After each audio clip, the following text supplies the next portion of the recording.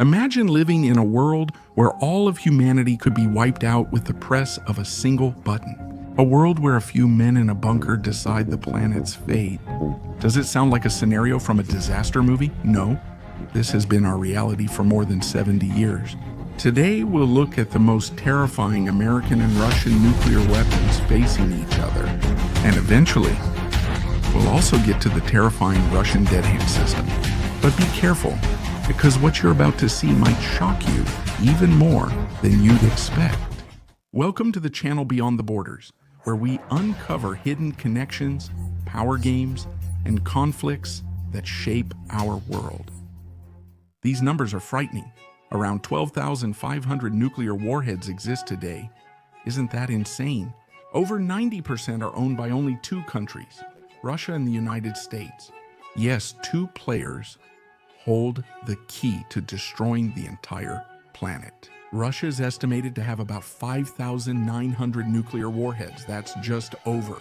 1,600 are on standby, able to strike within minutes.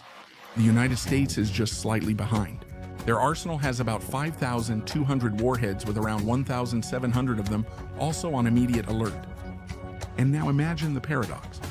Military experts say that launching even a few hundred warheads from this arsenal would make Earth uninhabitable. So logically, no one can win. But here's the catch. Both countries are still competing in modernization and looking for ways to deprive the other of the ability to retaliate. You may wonder why we have thousands of these weapons. The harsh answer is deterrence. It's a psychological war with both sides showing, if you attack, we'll destroy you. This concept even has a name, mutually assured destruction. It's called M.A.D. in English, and the name fits perfectly. Washington and Moscow both have their own rules about how and when to use nuclear weapons.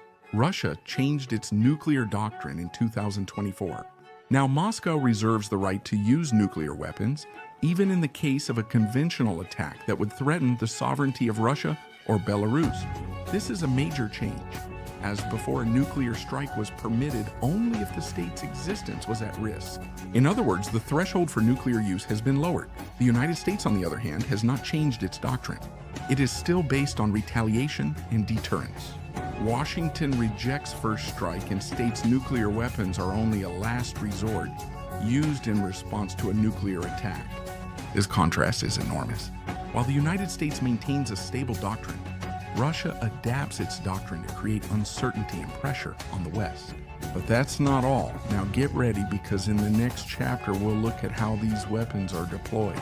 They can attack from land, sea, and air, and that's exactly why the nuclear triad is considered the most terrifying deterrence mechanism humanity has ever invented.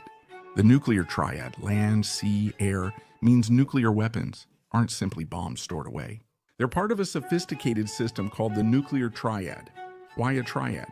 Because a strike can come from three different directions: from land, from sea, and from air. This structure is designed so that it's impossible to take out all the weapons at once. Let's start with land. Intercontinental ballistic missiles are stored in huge underground silos scattered throughout the United States and Russia. A missile with a multi-megaton warhead soars into the sky just minutes after the order is given. It will hit a target on the other side of the world within half an hour. Now imagine that in a time of crisis, hundreds of them could be launched at once. But it doesn't end here, because if the opponent destroyed these silos in a first strike, there's still the second part of the triad: submarines. Let's pause here. Many experts call this the most terrifying weapon ever invented. Submarines with nuclear missiles are practically undetectable. They move deep beneath the surface of the oceans and wait for a signal. A submarine-launched missile is every general's nightmare, since its origin is unpredictable. Get ready, this fact will shock you. If all Earth bases were destroyed, a few hidden submarines could destroy the enemy and cause nuclear winter. And finally, the air. Strategic bombers. Huge planes capable of carrying nuclear bombs, as well as long-range missiles. The United States of America and Russia both keep some bombers airborne on standby. This means that even if the enemy destroyed all the bases on the ground, the bombers are already flying and can strike immediately. Once they're airborne, stopping them all is nearly impossible. That's the logic behind the Triad: land, sea, air. If you try to take out one component, the other two will get you anyway. In other words, neither side can be sure that they can win. That's what maintains this frightening balance. But trust me, we're just getting started. Because in the next chapter, we'll show how these weapons are being modernized and what the new generations of missiles can do. When you hear terms like hypersonic missiles, multiple independently targetable reentry vehicle warheads, and the dead hand system, be prepared, because this will haunt you long after this video ends. We're not done yet. If you like this video, give it a thumbs up. It'll help it reach more people. If you'd like to support my work, you can contribute through thanks. Thank you. Let's continue. Modernization and new tech, hypersonic missiles, multiple independently targetable reentry vehicle dead hand. Now pay attention, because here we're entering a world that sounds like sci-fi, but it's today's reality. During the Cold War, the United States of America and Soviet Union used traditional ballistic missiles, but now we're discussing weapons that are changing the game. Let's start with hypersonic missiles. If you think a ballistic missile flies fast, wait for this. The speed of hypersonic weapons is more than 5 times the speed of sound. Even worse, they can alter their path mid-flight. In other words, while a conventional ballistic missile can be tracked by radars and theoretically intercepted, a hypersonic missile is almost impossible to stop. And now imagine that Russia has dozens of such missiles in its arsenal and claims that the United States is lagging behind in this area. If that's true, it would mean that if Moscow launched an attack, Washington would have only seconds to respond. That's a crazy idea that could determine the survival of the planet. If you want to know more about Russian hypersonic missiles, check out our previous video. And now comes another shocking element. What is really behind the term multiple independently targetable reentry vehicle warheads used by both the United States and Russia? Multiple independently targetable reentry vehicle. One missile carries multiple warheads, each capable of striking a different target. So when you see one missile coming at you, it can actually mean that in a few seconds, 10 different places will be hit at once. Consider that a single salvo could destroy entire cities. Now, who could survive such an attack? And here we come to the darkest system ever invented by humans, the Russian dead hand. Maybe you've heard about it, maybe you haven't, but you'd better sit down. It's an automated system that was developed back in the days of the Soviet Union. Its task is both simple and terrifying.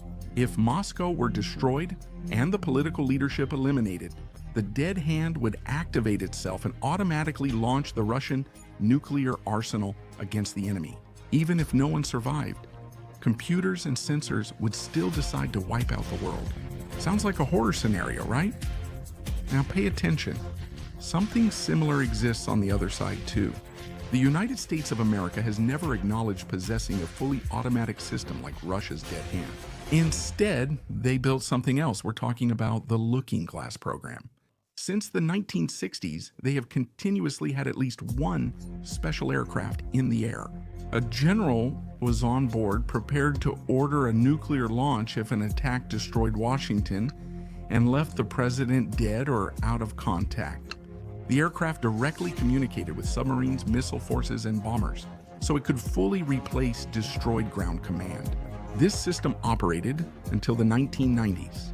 Today, they don't fly continuously, but modern E-6 Mercury Doomsday planes are ready to launch at any moment. That's a fundamental difference.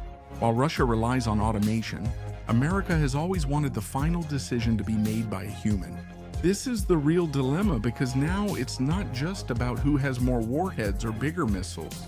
It's about who has a more sophisticated system that guarantees a retaliatory strike, even after total catastrophe. And here we reach the stage where humanity is balancing on the edge. Any mistake, any false alarm can trigger a mechanism that no one can stop anymore.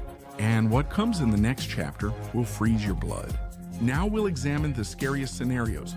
What happens if someone actually pulls the trigger? Apocalyptic scenarios, step by step. Imagine if it happened.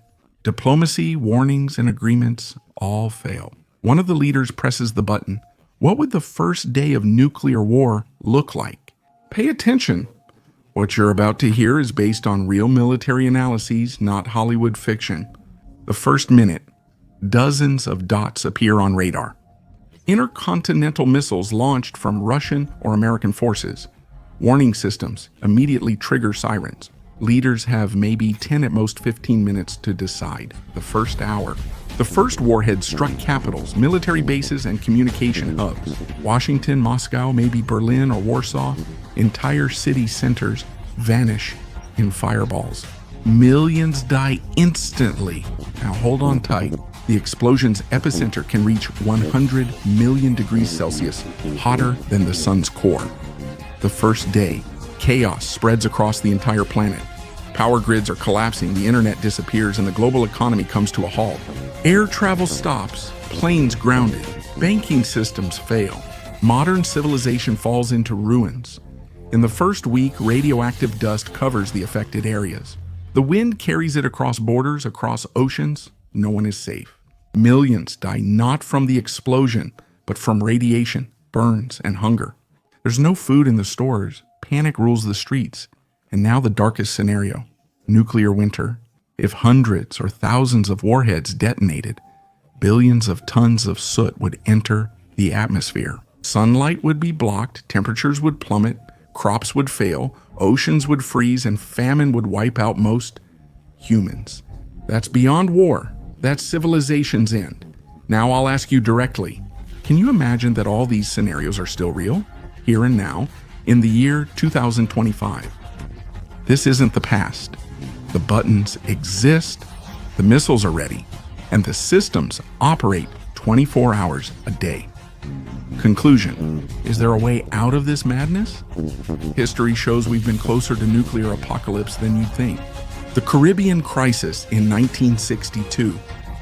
Minutes decided the planet's fate, but now most arms control agreements are gone. The United States of America, Russia, China, and other powers are arming more than ever. Pay attention. These very weapons, capable of destroying the world, are also the reason why we've avoided a major war so far.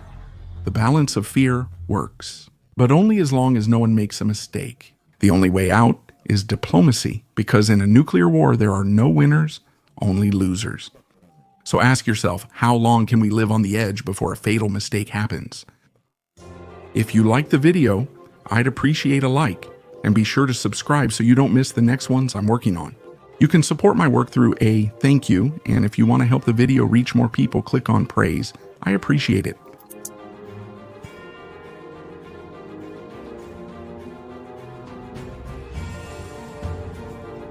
Thank you.